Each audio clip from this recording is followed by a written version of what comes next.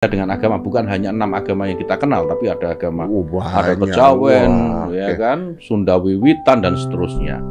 Banyak sekali, ada Bahai, ada Zoroaster, ada Yahudi bahkan di Indonesia. Banyak sekali. Nah, mendamaikannya dengan apa mereka ini? Konsensus nasional, Pancasila, Undang-Undang Dasar 45 dan seterusnya. Karena Islam di Indonesia sekarang itu luar biasa. Katanya malah Islam terbaik di dunia sekarang. Kenapa kok terbaik di dunia? Di mana-mana, di Mesir, di Syria, di Irak itu konflik.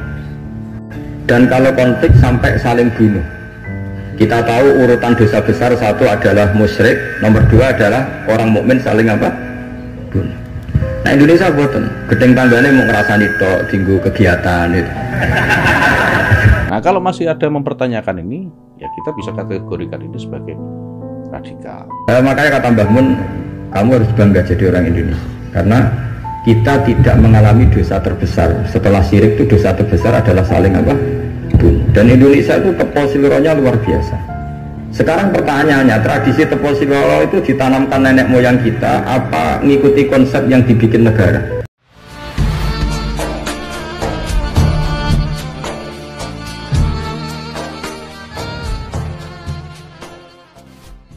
Waalaikumsalam warahmatullahi wabarakatuh. Bismillahirrahmanirrahim. Tabarakallah Darul Furqana ala abdihi liyakuna lil alamina nadhira. Allahumma salli wa sallim ala sayyidina Maulana Muhammadin wa ala alihi wa sahbihi asma'in. Nama ba'du. Sedanten keluarga besar Bapak kawula, sedanten kampung mriki ingkang hadir ingkang kula hormati, semua hadirin hadirat ingkang kula hormati. Tadi kula ngisi di Mbah Mabrur niku abahnya guru saya. Niku 33 menit. Jadi kira-kira di sini gimana menit?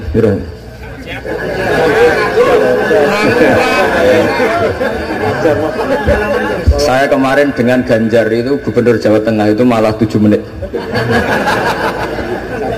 Karena apa ya? Tak anggap iman itu kan sudah mulai kecil sampean. Kok ijek-ijek mulang itu piye? Jadi kalau singkat itu artinya saya percaya iman sampean sudah apa? Benar. Kalau ngajinya lama, nanti kalau sampean nggak paham, terus diulang suwi orang paham itu. Tapi kalau sedikit, nanti 7 menit sampean nggak paham. Sing salah Gus Barak mulang mau 7 menit, mulanya nggak paham. Tapi begini ya, kalau tentu punya kenangan banyak terhadap komunitas ya atau kampung sini. Yang diajarkan para nabi adalah wattaba'tu millata abai Ibrahim wa Ishaq wa Yaqub. Jadi kalau ada satu keluarga, misalnya saya ini putra Kiai Nur Salim kelahiran sini, itu harus pakai satu identitas saja. Misalnya saya kenal bapak itu orang yang hafal Quran. Jangan pakai status-status yang lain, nanti jadi repot. Misalnya sampean di bapak Sugih eling Sugiye, di bapak melarat eling melarate, di bapak kasus eling kasusnya, itu nanti jadi repot. Inginnya Allah semua orang hanya pakai status, semuanya adalah hamba Allah Subhanahu wa ta'ala. Karena itu yang status permanen. Sampean sowan Allah itu sekalipun presiden itu tidak siapa-siapa, semuanya hambanya Allah Subhanahu wa ta'ala. Sehingga ajaran Nabi yang abadi diantaranya adalah saksikan bahwa saya adalah Abdullah wa Rasuluh, saya ini hamba Allah. Nah, sekarang semua kerusakan di dunia itu dimulai dari merasa tidak sebagai hamba. Seorang dirjen atau menteri ketahanan pangan itu mesti ngira semua kecukupan pangan Indonesia itu karena dia. Kecuali dia pernah ngaji, mungkin agak baik perasaannya. Padahal andaikan petani itu tidak mau nanam padi, buat pinternya kayak apa menteri, tetap kita kurangan apa? Makan. Masalahnya ketika petani menanam padi terus itu biasanya karena nggak punya selera atau karena bodoh. Nah, barokahnya bodoh itu mereka tidak nekuni profesi lain, nanam padi terus. Artinya ada padi banyak itu ya barokahnya orang bodoh. Makanya saya ini terkenal kiai pembela kaum bodoh. Karena kalau pinter terus nggak nanam padi itu nggak ada gunanya. Profesor ketahanan pangan kayak apa rapatnya, kalau nggak ada yang nanam padi mau apa? Menko Polhukam juga gitu, buat rapat untuk kestabilan tapi masyarakat tidak tepo seliro, tersinggung sidik gacoan, tersinggung sidik carok, Apa gunanya kepintaran para Menko Polhukam kalau perilaku masyarakat gampang konflik?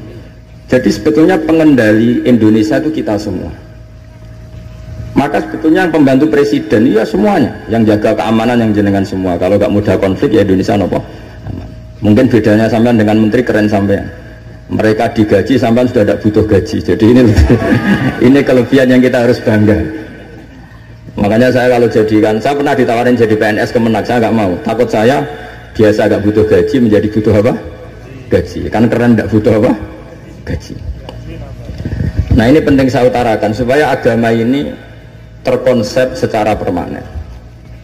Sehingga dalam tradisi ulama, agama ini tidak pernah dipasrahkan ke siapa-siapa. Karena yang ngurusi agama ini hanya Allah Subhanahu wa Ta'ala. Pernah dalam satu dialek, Umar adalah orang yang sangat sukses dalam memimpin Islam, sampai menaklukkan zaman itu sudah sampai Eropa Timur, sampai Asyirkul Aqsa. Sehingga kayak apa kerinduan orang sama Sayyidina Umar radhiyallahu anhu. Sehingga cerita mereka tidak kebayang kalau setelah Umar itu ada pemimpin yang sekali berumar. Sehingga Umar dipaksa dengan tanda kutip dipresur supaya bikin pengganti suksesi. Setiap Ibnu Umar anaknya jalan-jalan kemana-mana, itu mesti masyarakat bilang gini, Mbok yo abah kamu itu bilang ada suksesi supaya pemimpin ini jelas tahapannya. Terus mereka bikin analogi itu kias. Kalau ada kambing 100, penggembalanya tinggal gelanggang, itu dianggap dolim, tidak ya dolim, pasti kocar kacir. Apalagi ini penggembala manusia, kalau suatu saat Umar meninggal, itu pasti kacau. Umar sempat tertarik sama pikiran itu, sehingga beliau ingin menunjuk seorang khalifah pengganti. Lama-lama beliau bangun terus bilang gini, tidak jadi kan. Agama ini yang punya Allah, jadi nggak boleh dipikir oleh Umar. Agama ini pernah ditinggalkan orang yang lebih baik ketimbang saya, yaitu Abu Bakar, tetap jalan. Dan agama ini pernah ditinggalkan oleh Rasulullah SAW, orang terbaik di dunia, dan tetap jalan. Karena yang ngurusi Allah. Makanya sekarang nggak ada Wali Songo itu. Mungkin zaman Wali Songo Panjunan tidak seperti ini. Tapi sekarang dipimpin Ustadz TPG, Islamnya lebih maju ketimbang zaman dipimpin Wali Songo. Bukan karena ustadznya yang lebih hebat dibanding Wali Songo, memang agama ini diurusi oleh Allah Subhanahu wa Ta'ala. Ustadznya kasus ya agama jalan. Itu banyak cerita-cerita di TV ustadz apa? Kasus, agamanya juga jalan. Ada kiai ditangkap KPK, agama juga jalan. Karena agama ini nggak bergantung seorang kiai, juga nggak bergantung kemenak. Agama ini yang mendesain, yang menjaga hanya Allah Subhanahu wa Ta'ala. Cerita paling modern itu Uni Soviet. Uni Soviet itu negara komunis. Ratusan tahun orang Islam dikooptasi di Uni Soviet. Tapi mereka Islamnya luar biasa, menyembunyikan Islamnya. Belajar tauhid di basemen, di tempat-tempat sembunyi. Ketika Uni Soviet hancur lewat glasnost perestroika itu, langsung jadi negara Islam. Ada Uzbekistan, Tajikistan, Ceknya, itu semuanya jadi negara Islam. Artinya gini, agama ini pernah jaya bahkan saat dikooptasi Uni Soviet. Indonesia juga pernah jaya padahal dijajah Belanda 350 tahun. Justru menjadi masalah kalau kita ini terlalu bergantung negara. Kiai gelem mulang nak untuk bos, santri gelem mondok mergo kepalanya dicatat di negara sehingga dapat fasilitas. Oke, negara baik kita akui. Tapi itu nggak bagus bagi kita kalau terlalu bergantung. Karena biasanya kita berkontribusi kepada agama, sekarang mendapat dari negara untuk ngurus agama. Masalahnya bukan di ngurusnya, ketergantungan ini yang menjadi Islam nanti bahaya ketika ada masalah. Nggak biasa imun ya, nggak biasa kebal. Sehingga pikiran-pikiran para ulama dulu, cara berpikir itu, agama ini harus dijaga karena kita yakin Allah yang menjaga. Kenapa saya cerita demikian? Karena Islam di Indonesia sekarang itu luar biasa. Katanya malah Islam terbaik di dunia sekarang. Kenapa kok terbaik di dunia? Kenapa Islam Indonesia punya gelar terbaik di dunia? Di mana-mana, di Mesir, di Syria, di Irak itu konflik. Dan kalau konflik sampai saling bunuh. Kita tahu urutan dosa besar, satu adalah musyrik, nomor dua adalah orang mukmin saling apa? Bunuh. Nah Indonesia boten, gedeng tanggane mau ngerasani tok, tinggu kegiatan itu. Ya hanya gitu-gitu tok.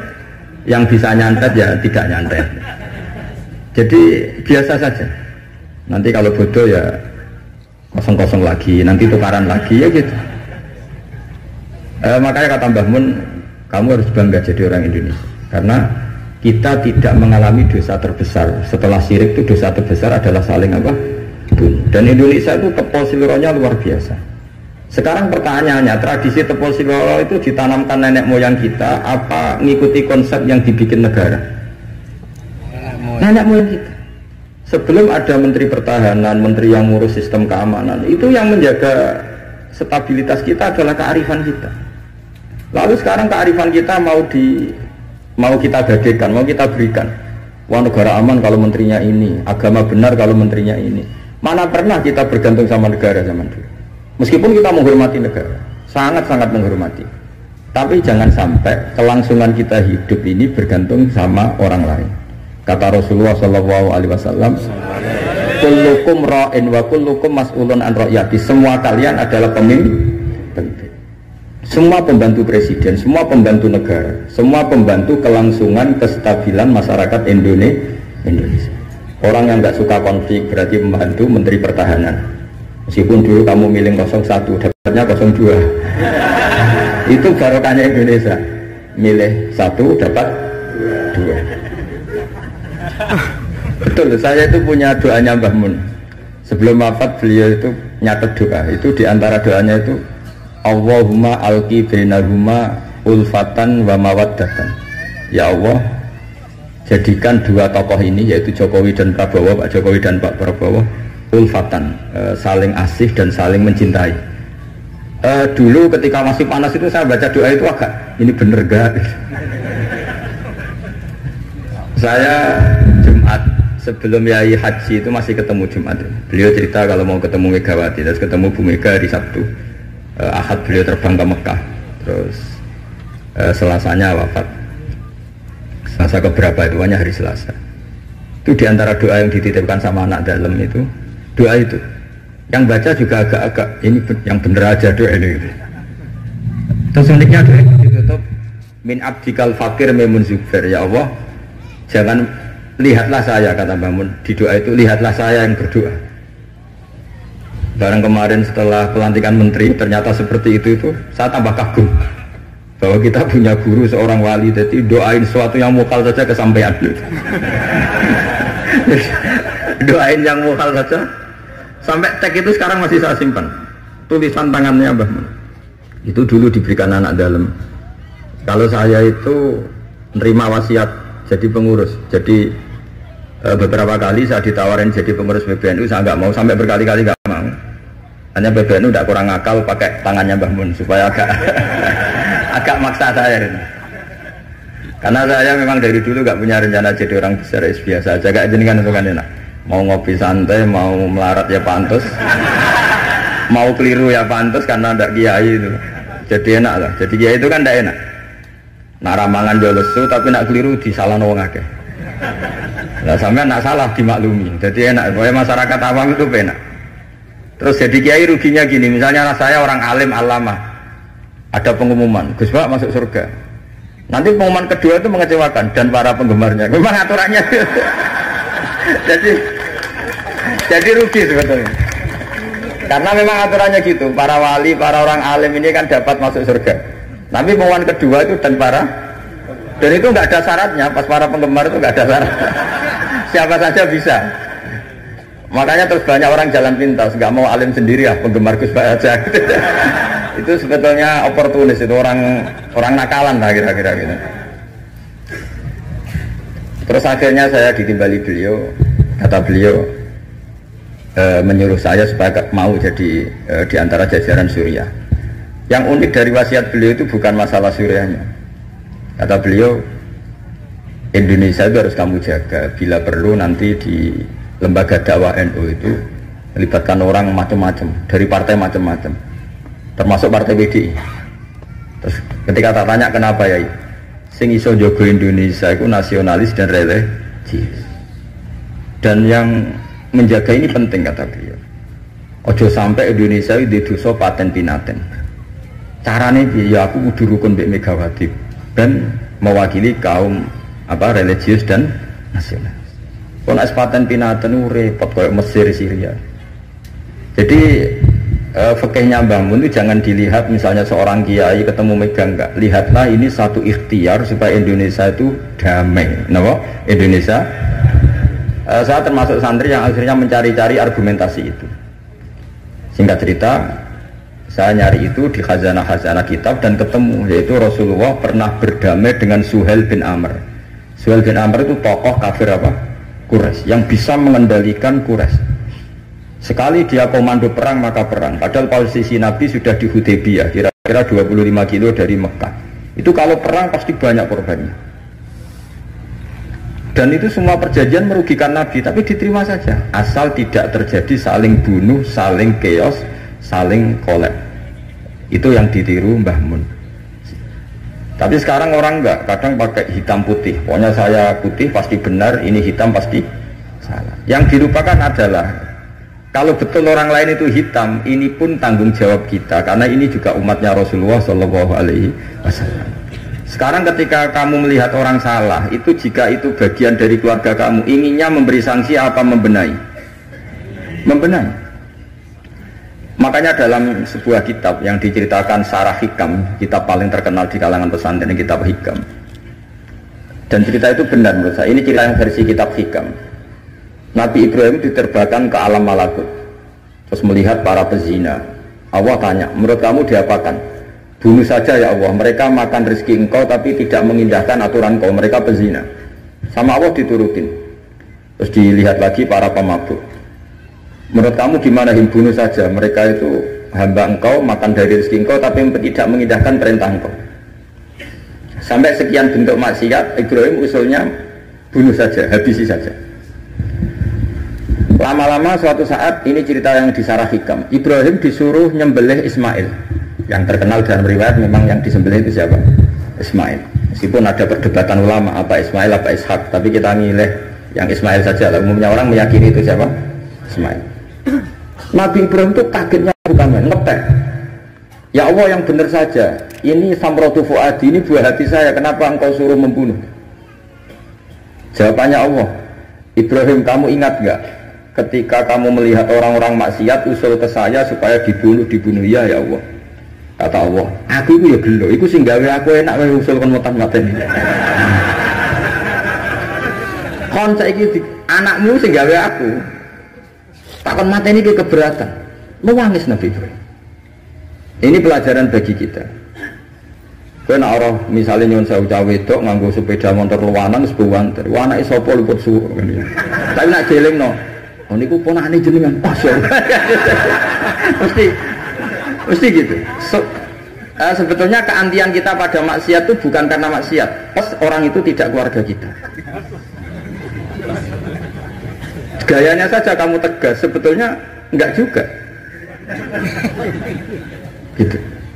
Jadi ini pelajaran bagi kita. Coba misalnya gini, ada orang salah koruptor, kamu mesti benci sama koruptor. Coba bayangkan kali itu anak kamu, mesti dungo ya wong mungkin buatan konangan.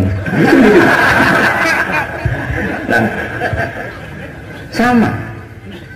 Ini masalah Rasulullah. Rasulullah itu melihat semua umatnya adalah anaknya. Sing lagi abangan, sing lagi setengah abangan, sing hitam, semuanya adalah Maka kalau ini semua umatnya melihat orang abangan, ya pikirannya itu memandu mereka tobat, bukan malah dianggap kafir. Makanya kita menolak faham takfiri, faham yang mengkafirkan orang lain. Karena ibaratnya faham takfiri itu enggak rasional, secara fikih enggak rasional. Allah yang Tuhan saja, yang punya semuanya, itu jelas ngendikan qul ya ibadiyalladzina asrafu ala anfusihim la taqnatu mir rahmatillah. Terus ayat wa anibu ila rabbikum. Orang-orang yang sudah melampaui batas oleh Allah dipanggil, ayo kembali ke saya kembali. Kemudian orang-orang takfiri ini, orang-orang ekstremis ini, hamba Allah yang sedang maksiat dianggap tidak Islam atau kafir, keluar dari area kemukminan. Wong yang Allah Tuhan saja yang di luar disuruh masuk. Ini yang sudah masuk malah disuruh keluar. Coba Nabi diutus jadi Nabi itu untuk mengislamkan orang kafir apa untuk mengkafirkan orang Islam? Ya Nabi lo diutus itu untuk mengislamkan orang kafir apa mengkafirkan orang Islam? Mengislamkan orang. Makanya aliran-aliran ekstrim sidik-sidik ngafirkan orang itu satu mesti goblok, mesti. Dua mesti gak tahu ngaji. Tiga terlalu semangat tapi khazanah ilmunya itu pas-pasan. Karena tadi kebencian kita ini pasti ada unsur dengan tanda kutip nafsu. Ya tadi kamu benci sama cawe wedok sing kuwatokan cekak sepedaan motor buwanter. Bareng mbok pisoi jebule wong ayu banget seneng kowe. Kira-kira masih misoi ndak gitu. Itu mesti atau gini, kamu benci sama orang yang nyulayani janji. Zaid tidak janji sama kamu mesti marah. Janjian kok gak rene gini-gini. Coba Zaid itu orang yang ngutangi kamu. Berani nggak ngumpat-ngumpat Zaid meskipun nyulayani janji. Zaid itu orang yang memberi utangan kamu 10 juta terus janjian nyulayani janji, bisa nggak kamu bentak Zaid? Terus gak ditagih sewenang. Artinya ketika kamu disulayani janji marah itu mesti gini, sudah nyulayani janji plus tidak berjasa. Nah ini yang kita dapat kearifan dari Nabi Ibrahim. Saat kita enak saja usul orang maksiat dibunuh, dimatikan oleh Allah, itu plus mereka kebetulan tidak anak kita. Coba andaikan zaman di alam malakut Ibrahim tahu yang nakal itu anaknya, apa kira-kira usul demikian? Nah makanya ini jaga kearifan kita, bahwa bayangkan orang lain itu keluarga kita. Makanya kearifan dari bapak saya, bapak itu senangnya kancanan orang macam-macam, masuk musim bulat-bulat.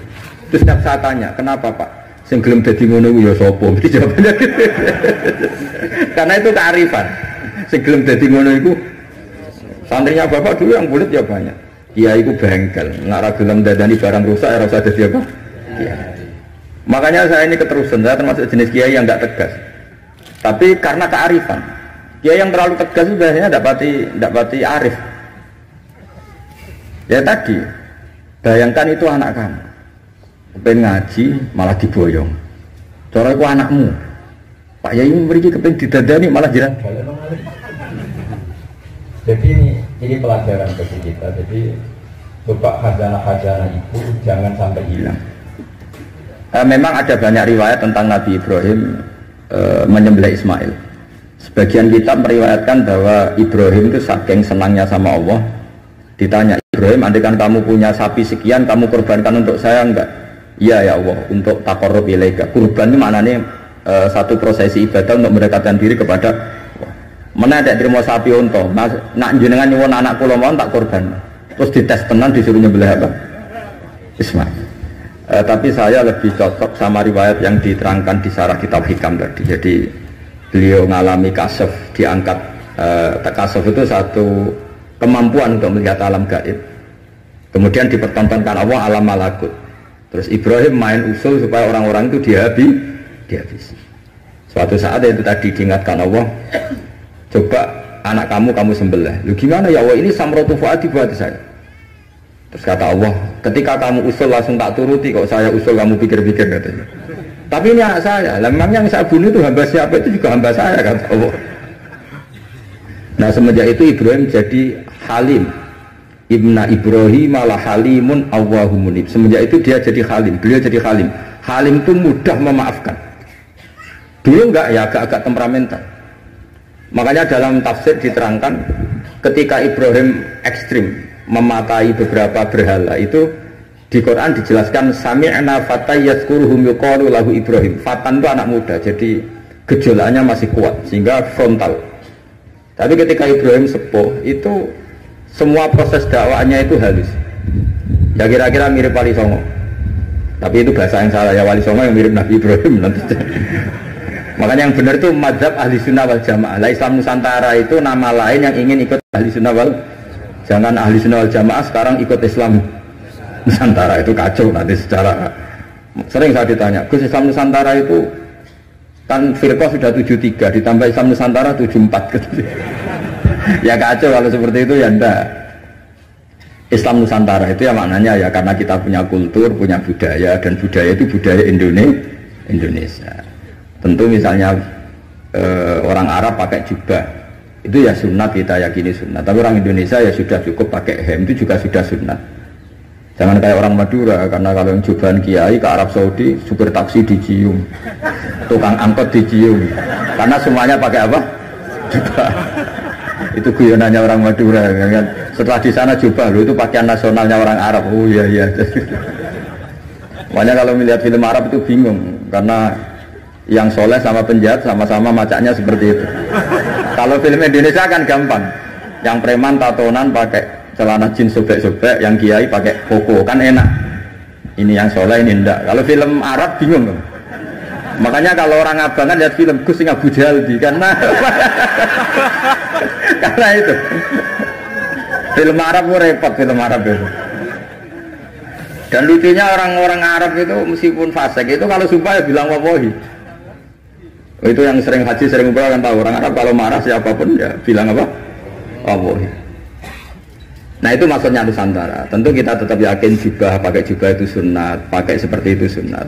Tapi nggak usah berlebihan, terus harus seperti itu. Karena kewajiban kita yang penting adalah satrul aurat, nutupi aurat, meskipun dengan cara negara masing. Nah, negara masing-masing ini kemudian oleh kiai kadang diistilahkan apa Islam Nusantara. Sama lihat kan ulama-ulama Turki ya pakai turbus, pakai peci, yang ulama Rusia ya pakai baju khas Rusia. Ya semuanya pakai khas daerah masing-masing dan itu nggak masalah. Karena kata Allah wa ma arsalna mir rasulin illa bilisani apa kaum. Semua rasul itu punya tradisi sesuai tradisi kaumnya masing-masing. Tentu tradisi yang positif. Jadi tidak perlu diperdebatkan. Tapi tetap saya ingin berkeyakinan bahwa pakai jubah itu ya sunat, pakai hem ya sunat, pakai pakaian ala Indonesia yang santun itu juga apa? Sunat. Karena sakofah itu satu tradisi. Nah, bayangkan kalau tradisi itu terjadi di perdamaian. Kayak tadi, Tepo Seliro. Sebelum ada Menteri Pertahanan, sebelum ada Menko Polhukam, sebelum ada polisi, orang Indonesia itu, misalnya dulu di sini ada Bandar sama ada orang-orang sepuh. Itu saya ngapain nom-nom tukaran rebutan warisan sisin, sungkan sing sepuh.